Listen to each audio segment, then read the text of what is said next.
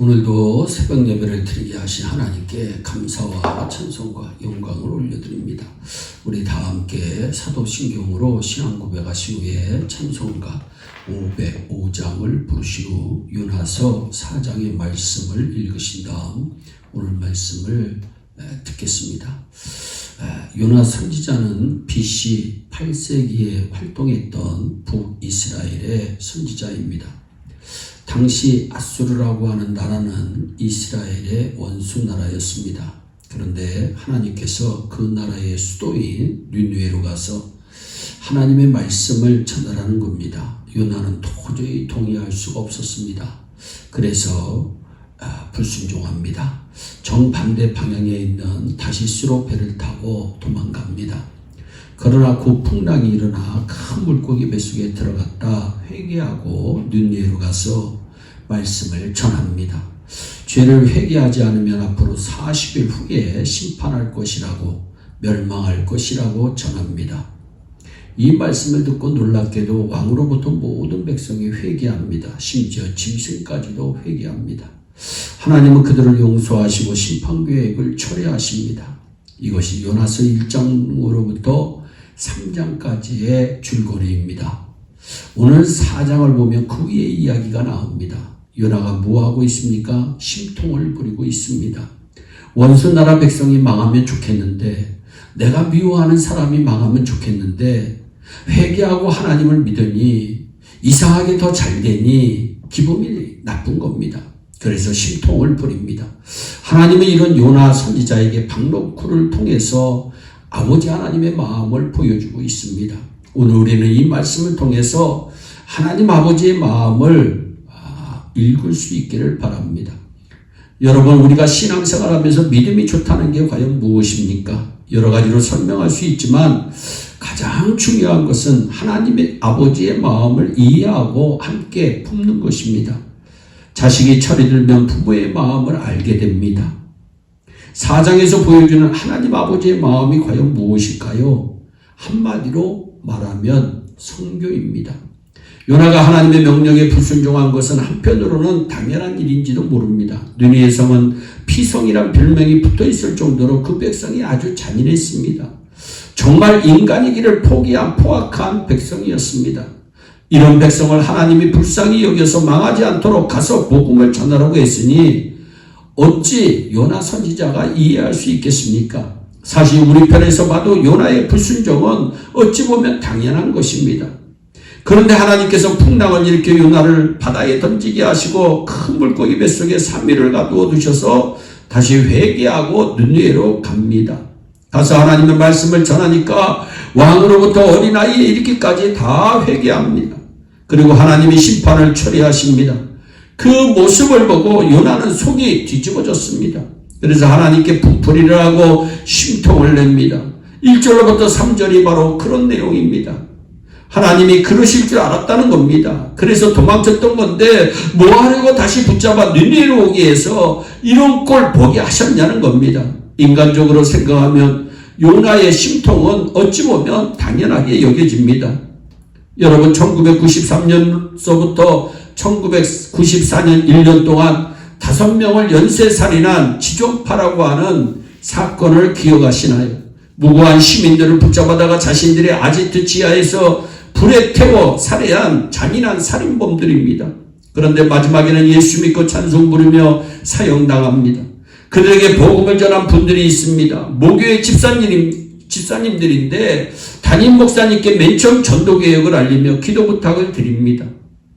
그 목사님이 고백한 내용입니다. 처음에 그 말을 들을 때 마음이 유쾌하지 않았다는 겁니다. 주변의 가족이나 이웃들 중에도 전도할 사람이 많은데 구태여 그런 잔인한 자들에게 복음을 전하는가 싶었다는 겁니다.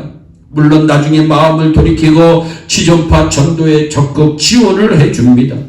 그 목사님의 고백에 우리도 공감합니다. 하지만 하나님의 마음은 다릅니다. 그런 잔인한 자들도 역시 구원받아야 할 대상인 것입니다. 그렇습니다. 요나의 모습이 인간적으로 이해되는 부분이 있지만 선지자로서는 하나님을 너무 몰랐던 겁니다. 그게 요나 선지자의 실책입니다. 하나님께서는 이스라엘만의 하나님이 아닙니다. 이미 그리스도인 된 우리들만의 하나님도 아닙니다. 하나님은 모든 인류의 하나님이요 만물을 창조하신 하나님이십니다.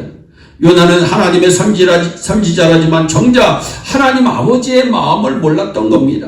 그래서 하나님께서 이제 그에게 시청과 교육을 통해 당신의 마음을 가르쳐 주시고 계십니다. 6절을 보면 하나님께서 무엇을 준비하셨나요? 박농쿨입니다. 박농쿨이 신기하게도 하루 만에 자라서 그늘을 만들어줍니다. 그 지방은 뜨거운 사막지대이므로 그늘이 얼마나 좋은 것인지 모릅니다. 요나는 너무 기뻐했습니다.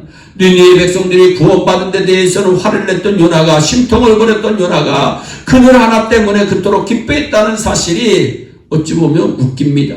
7절 보니까 하나님께서 그 다음에는 벌레를 준비하십니다. 그 벌레가 박농쿨을 다 씹어먹어서 결국 시들어 죽고 그늘도 사라집니다.